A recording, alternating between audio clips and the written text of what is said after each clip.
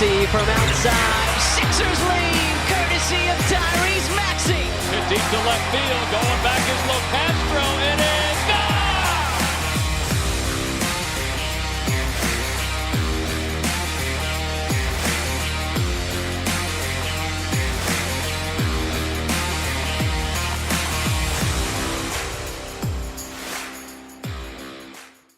Hello, everyone, and welcome back to the Beef Up Front podcast here on Pick Swap Media. Your host, Ryan Coyle, continuing on with our college football preview series. Another day, another team.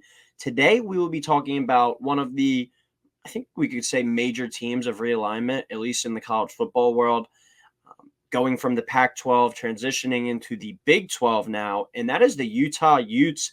They enter the season at number 12 overall, the favorites to win the Big 12 on the betting markets, as well as in the poll in their first year in the Big 12.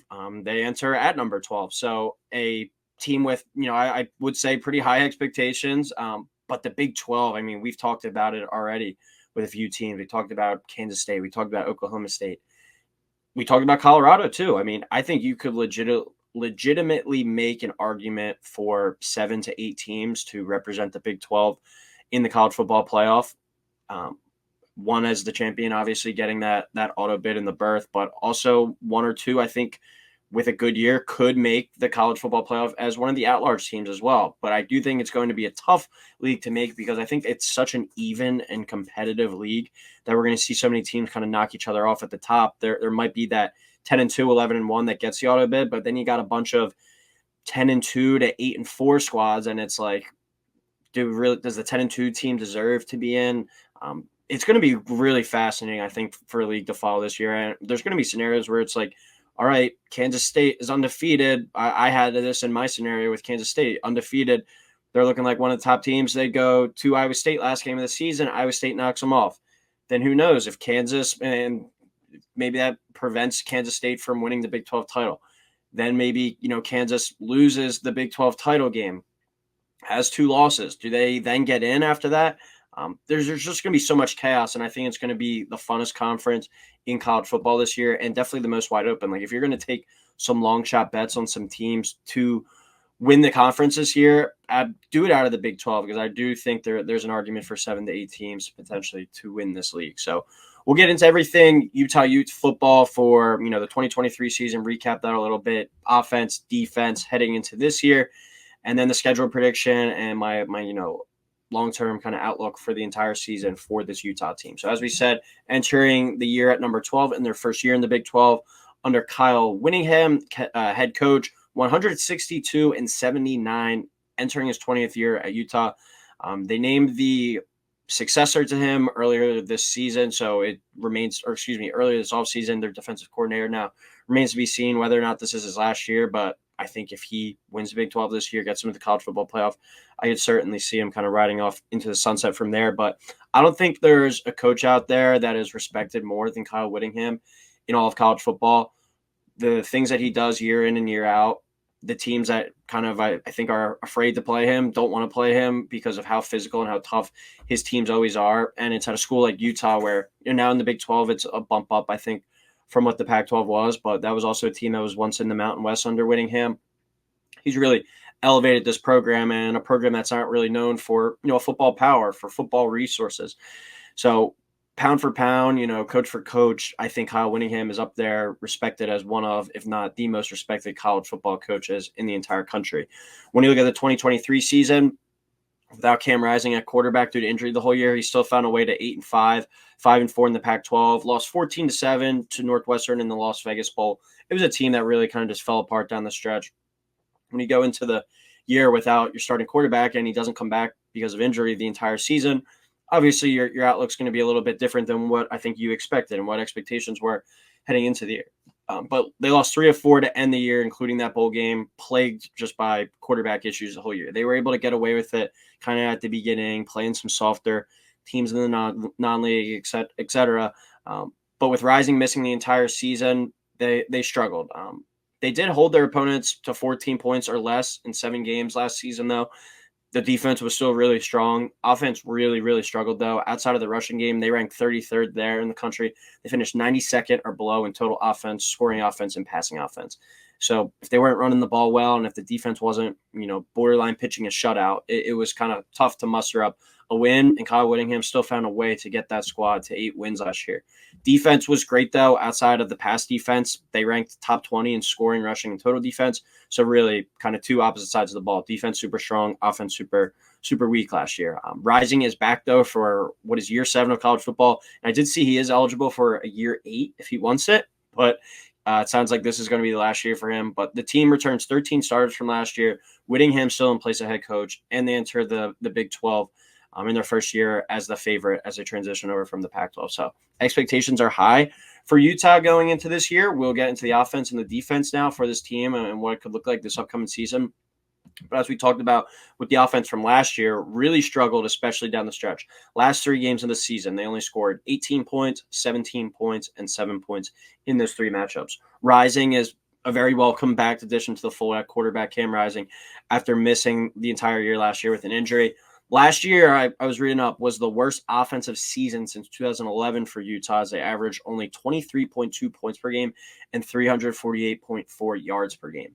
In 2022, Rising last year as a starting quarterback, he threw for a little over 3,000 yards and 26 touchdowns, ran for 465 yards, and scored 6 touchdowns on the ground as well.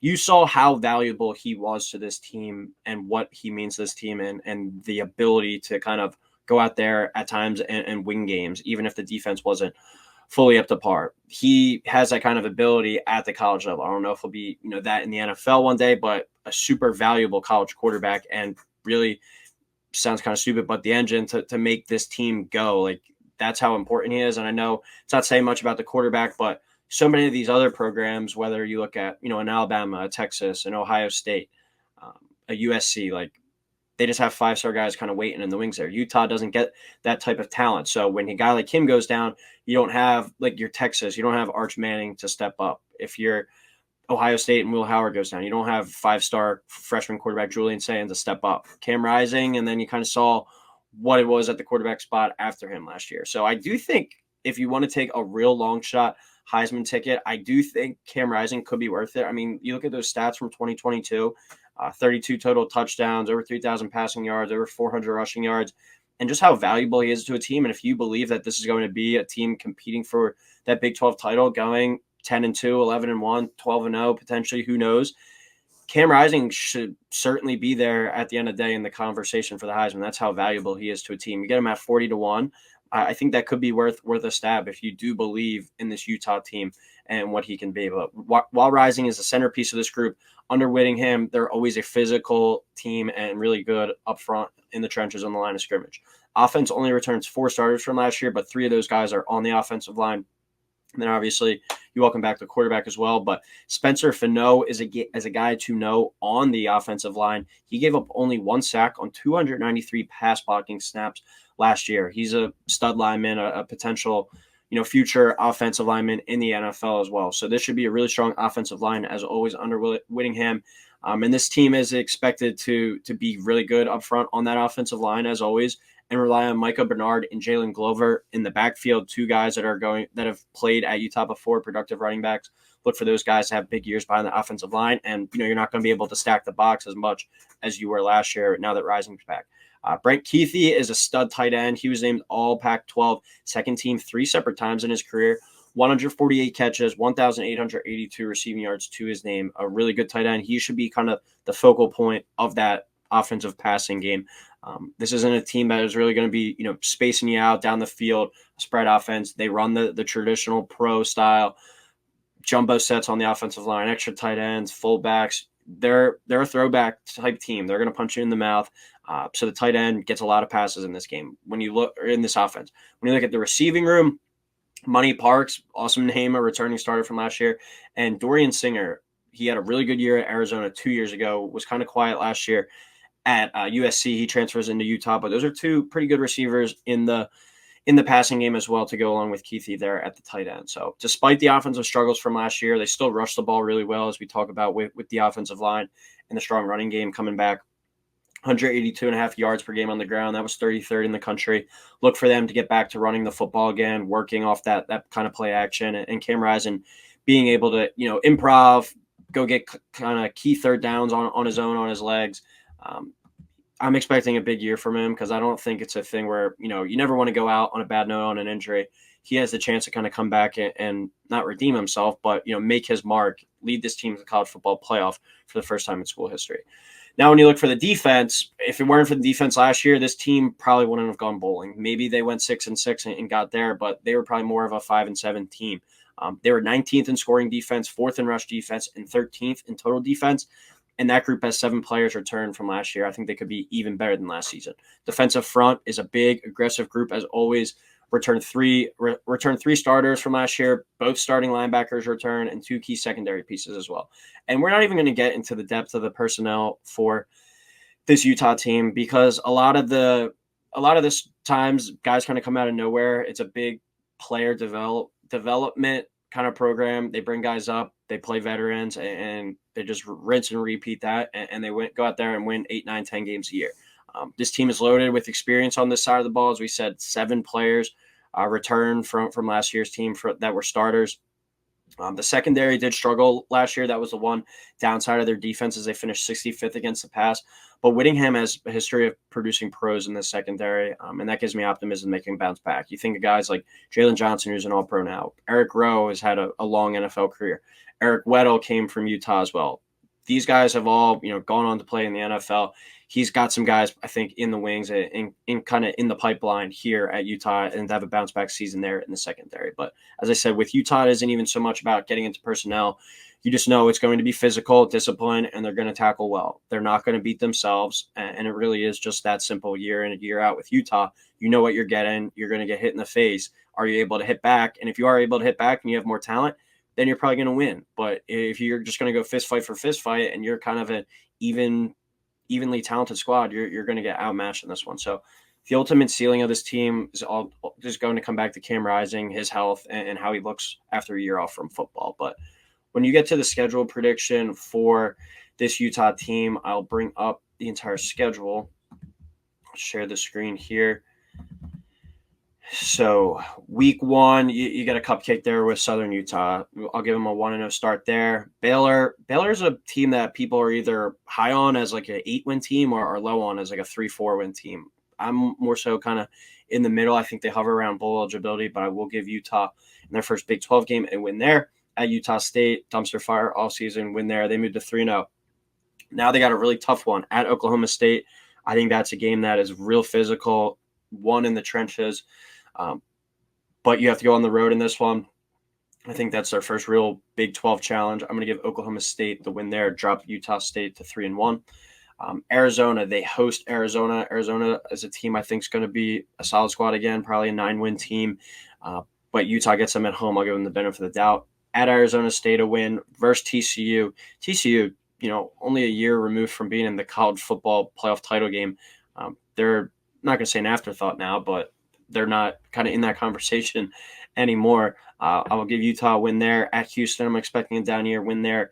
BYU a win there. At Colorado, interested to see what Colorado is, as are many this year, but I think they're going to be much more physical, and the depth at Colorado at that point of the season I think will be really tested. I think Utah kind of pushes them around there. Versus Iowa State, I'll give them a win there. At UCF, I'm actually going to give them a loss there. That could be a big one. That could be their second Big 12 loss, potentially keeps them out of the Big 12 title game. I'm really high on UCF. I think UCF could be a 9-10 win team. They're another one of the teams that, when I look at the schedule, they get to avoid Kansas. They get to avoid Kansas State, but I'm not going to be shocked if UCF, Iowa State, Arizona, Oklahoma State, Utah, Kansas State, if any one of those squads win the Big 12, West Virginia maybe even throw into that mix as well. I'd probably be a little bit surprised at that, but UCF I'm really high on. I think that's going to be a tough game on the road. UCF potentially playing for their own spot in the Big 12 title game. That could be like a win and get in spot from there. So I do have Utah going 10-2. That won't be good enough to, I think, make it to the Big 12 title game. Maybe it does, but I do not think this is your Big 12 title representative this year. I do think that's going to be either Kansas State or Oklahoma State. So I got this team at 10-2. The over of 9.5 is minus 145. The under is plus 125. But it's another one where, I'm right there at 9 wins. I'm there right there at 10 wins. So I technically have the over, but I would lean the over, I guess. But there are a few coin flip games on the schedule where I wouldn't be surprised if it goes the other way. So it's going to be a stay away for me. Plus 220 to make the playoff, minus 300 to miss, basically saying to me that they need to win the Big 12 to make it. I don't think they think that they can make it as one of those at-large squads. So at that point, they're plus 320 to win the Big 12. If you think this is a team that is going to make the playoff, I would probably just take them at plus 320 then, because their easiest path by far is just to win the Big 12.